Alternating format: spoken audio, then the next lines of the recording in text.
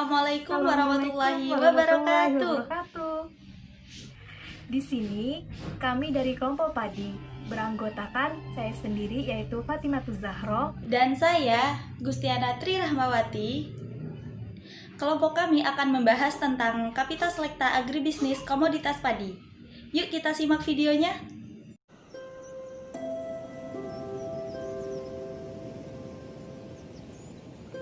Padi merupakan komoditas tanaman pangan utama yang banyak diusahakan oleh petani di Indonesia.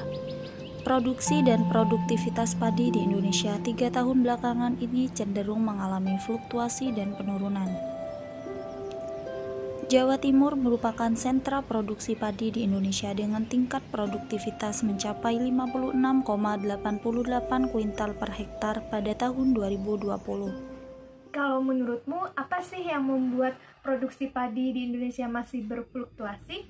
Nah, menurut artikel yang saya baca nih ya, produksi dan produktivitas padi di Indonesia cenderung mengalami fluktuasi bahkan mengalami penurunan. Hal tersebut disebabkan oleh beberapa faktor, diantaranya ada luas lahan, ada benih, dan ada tenaga kerja. Nah, untuk luas lahan sendiri, kini Indonesia memiliki luas lahan pertanian cenderung mengalami penurunan, disebabkan karena luas lahan pertanian dikonversi menjadi lahan non pertanian.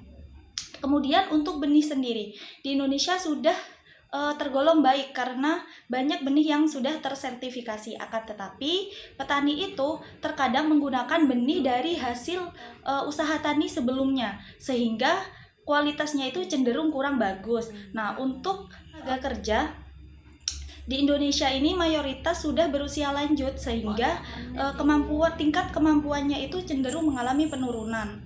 Nah, itu kenapa atau merupakan faktor penyebab dari produksi maupun produktivitas padi di Indonesia yang cenderung berfluktuasi bahkan mengalami penurunan. Nah, begitulah penjelasan mengapa produksi padi di Indonesia masih berfluktuasi. Lalu, bagaimana sih cara budidaya padi yang dapat menghasilkan produksi bahkan produktivitas yang tinggi? Pasti ingin tahu kan? Mari simak video berikut ini.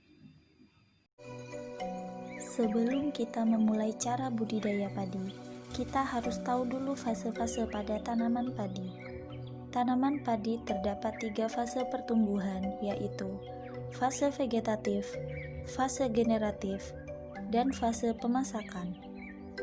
Selanjutnya yaitu proses budidaya padi yang dimulai dari 1. Pengolahan tanah.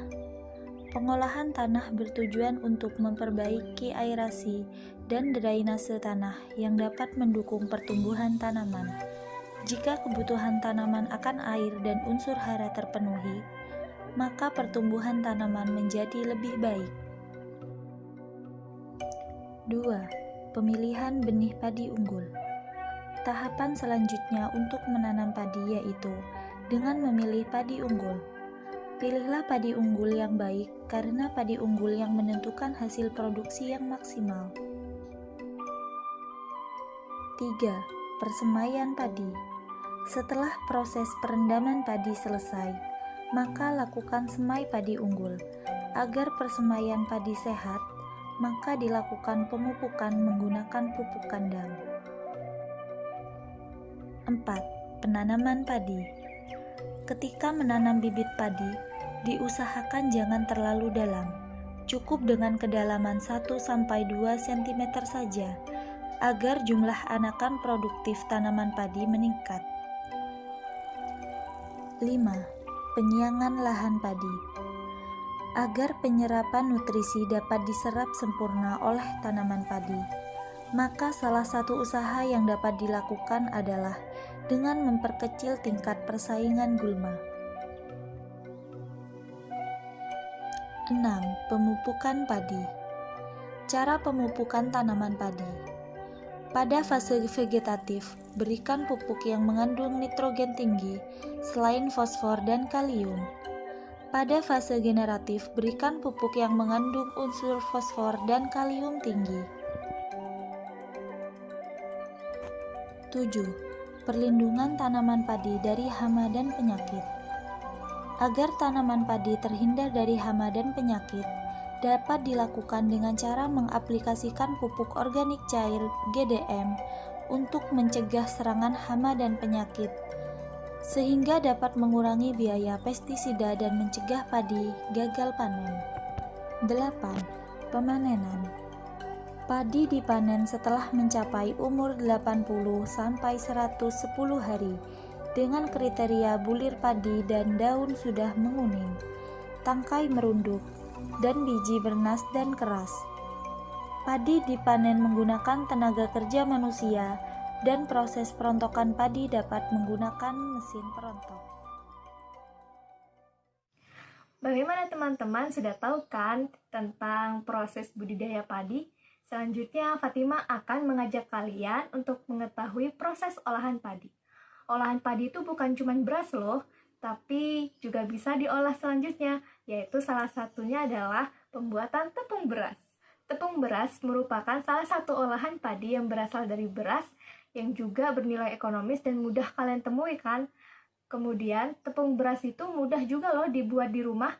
Ingin tahu proses pembuatannya? Yuk kita simak videonya. Pertama-tama, kita siapkan beras yang akan kita jadikan menjadi tepung beras. Kemudian kita cuci hingga bersih. Setelah pencucian selesai, maka beras tersebut direndam selama 1,5 jam. Setelah perendaman selesai, maka kita tiriskan. Dan kemudian kita diamkan kembali selama 1,5 jam di tempat yang bersih. Bisa seperti video tersebut.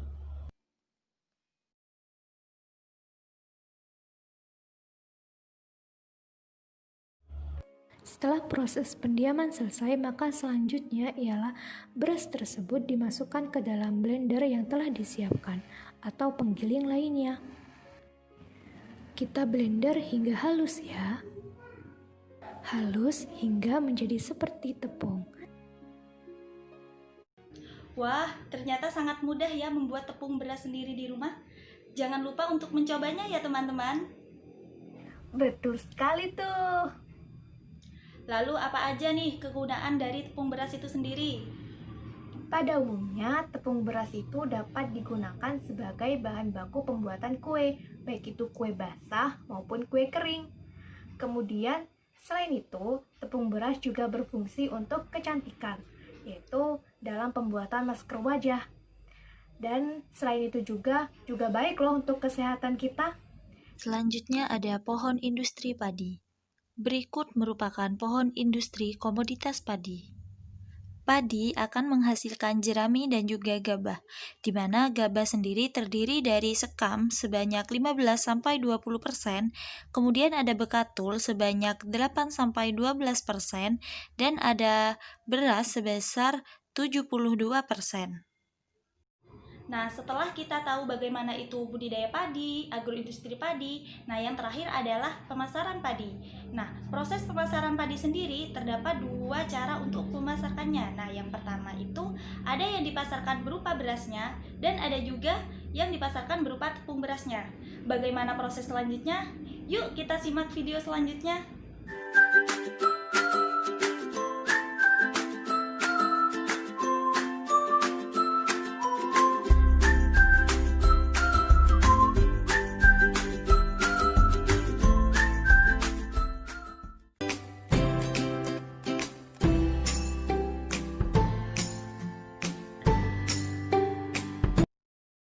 Bicara tentang beras, maka tidak lepas dari pembicaraan tentang impor beras.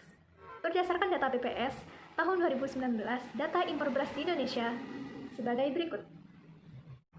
Indonesia banyak mengimpor beras dari negara Pakistan, sebesar atau sama dengan 41%.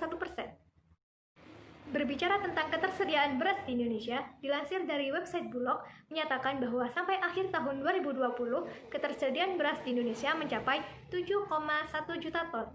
Mengenai harga beras di Indonesia, berdasarkan data BPS tahun 2020 tentang rata-rata harga beras di perdagangan besar Indonesia tahun 2020 sebagai berikut.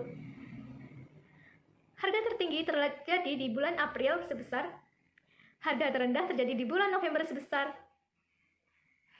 Beras di Indonesia ada beras putih dan beras pecah kulit. Berikut perbedaannya. Beras pecah kulit dianggap lebih sehat daripada beras putih karena beras pecah kulit masih memiliki banyak sekali kandungannya. Sebagai berikut, beras pecah kulit lebih banyak kandungannya karena tidak mengalami berbagai macam proses, sedangkan beras putih telah mengalami berbagai macam proses, oleh karenanya vitaminnya berkurang. Oke teman-teman, sampai di sini ya video dari kami. Terima kasih telah menonton video dari kami. Wassalamualaikum warahmatullahi wabarakatuh.